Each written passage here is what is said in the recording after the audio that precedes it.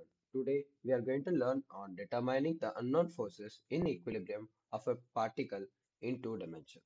This video is presented by K. Parthasarathi of VIT Chennai. We will understand this topic by solving a question. The question here states that the collar A is connected as shown in the figure to a 50-pound load and can slide on a frictionless horizontal rod. Determine the distance x for which the collar is in equilibrium when P is equal to 48 pounds. For solving this question, first we will write down the given values and asked values. Weight W of the A is equal to 50 pounds, applied force P is equal to 48 pounds, and A is a frictionless horizontal rod, and height of point B from point A is 20 inches, and asked is the distance x. Next step is that we will draw the free body diagram of A. Here is the free body diagram of A, where we can see the tension 50 pound is denoted by the red arrow, and P, the applied force, is also denoted by the red arrow, and the normal force is also denoted by the red arrow. The black arrows here determine the x and y components of tension. Those are T cos theta and T sin theta. Now first we will take that the right side of the x axis as positive, and we will also assume that the forces in the x direction are in equilibrium. So the only forces which are present in x direction are T sin theta and P. So we write T sin theta minus P is equal to 0. Bringing the P to the other side of the equation, we get P is equal to T sin theta, and also write T sin theta is equal to Tx upon AB from the free body diagram which we drew here. Now we also take AB is equal to x square plus 20 square on whole root from this diagram by using Pythagoras theorem.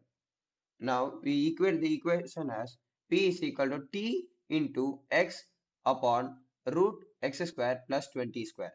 Now we put the values of P and T as 48 and 50 in the next equation, as 48 is equal to 50 into x upon root x square plus 20 square. Now, bringing the 50 to the other side of the equation, we write it as 48 upon 50 is equal to x upon root x square plus 20 square. Now, substituting the value of 48 upon 50 as 0.96 and squaring the both sides of the equation, we write as 0.96 square is equal to x upon root x square plus 20 square whole square.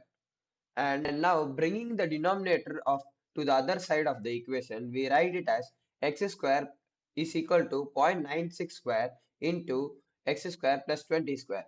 Now the next step, we write the value of 0.96 square inside the equation, where it becomes x square is equal to 0.96 square x square plus 0.96 square into 20 square.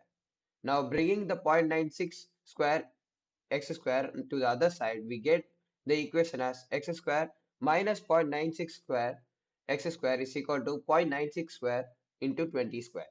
Now in the next step, we can see that taking x square and 0.96 square as common, we get x square is equal to 1 minus 0.96 square is equal to 0.96 square into 20 square.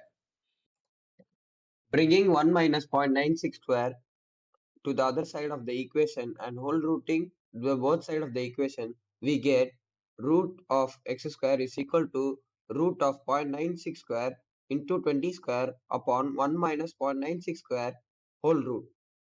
And for solving this equation, we get x is equal to 68.57 inches. The distance for which the collar is in equilibrium when P is equal to 48 pounds is 68.57 inches. Thank you.